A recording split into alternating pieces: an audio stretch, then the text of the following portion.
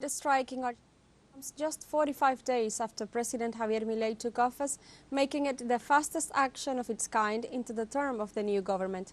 Thousands of workers took to the streets after a mobilization called by the General Workers Union CGT and social movements in the country. In this context, teleSUR invites Argentine journalist and social communicator Pablo Malizzia to analyze these events. Welcome to From the South. Hi, Alejandra. How are you doing? I'm good. Thank you for being with us today. So our first question would be, Javier Milei's liberal measure faced their first massive obstacle today, with thousands of taking to the streets across the country. So how has Argentina lived this day of demonstrations, and what is the significance of this general strike? Well, as you mentioned, this is the strongest strike ever in Argentinian history in such a short period of time.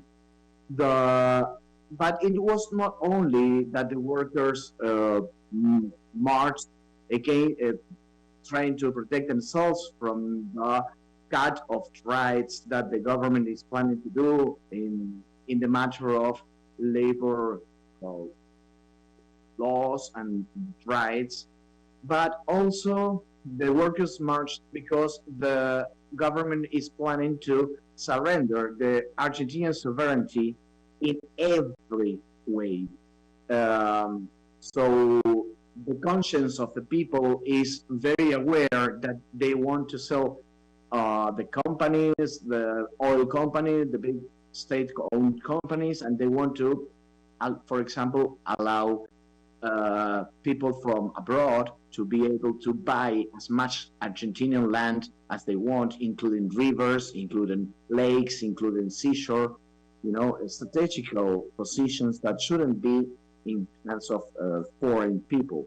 So this is the government, more than Milei's government, this is the vulture founds government, since they are the true black monks behind President Milei.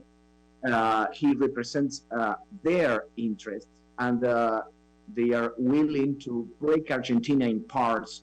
Argentina is for sale right now, and the government has declared a war against the Argentinian people, and they won't hesitate to use as much force as they need to, including bloodshed, if they need to, in order to impose these measures they want to push forward. Over the past weeks, Pablo, the government has threatened to impose prison sentences on the demonstrators who take to the streets, and yet thousands are advancing today along the main avenues of the country. So how has been the police deployment throughout the country? Are there any reports of police brutality? The police seems to be looking for a problem to happen. They want it to happen. They need some problem to start in order for them to act. Fortunately, there has not been major situations because the people is aware of these situations. But I don't think the demonstration day is over yet in Argentina. This may continue in many cities in Argentina. They are planning to move to march in the nighttime, and since the act we saw earlier today was from the workers' unions, and they already left, let's say, the places where the demonstration was being done. Now it is possible that all the major cities has nighttime demonstrations with, let's say, people that is not in any worker union, or just simple citizens that wants to claim and to show their disagreement with all these policies that, I repeat, that surrenders all our sovereignty to not only to foreign countries and governments, but especially to the vouchers funds. who are the real people backing up President Milei. So let's highlight that yesterday the so-called omnibus bill passed its first test in Congress committees. Do you think this national strike could lead to a real change of the policy in the country and stop the approval of this mega decree?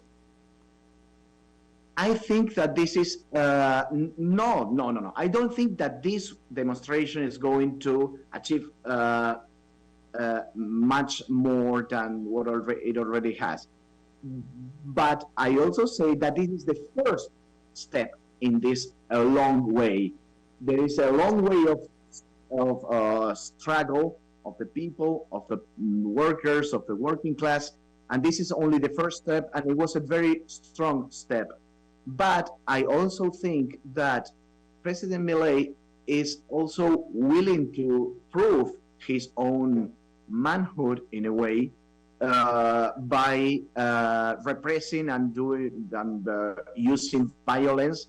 And I think that in the near future, these demonstrations will start to be more and more often, and perhaps we are going to a path of violence in Argentina as we never saw before. Thank you so much for your time hearing from the South, Pablo. You're welcome. My pleasure.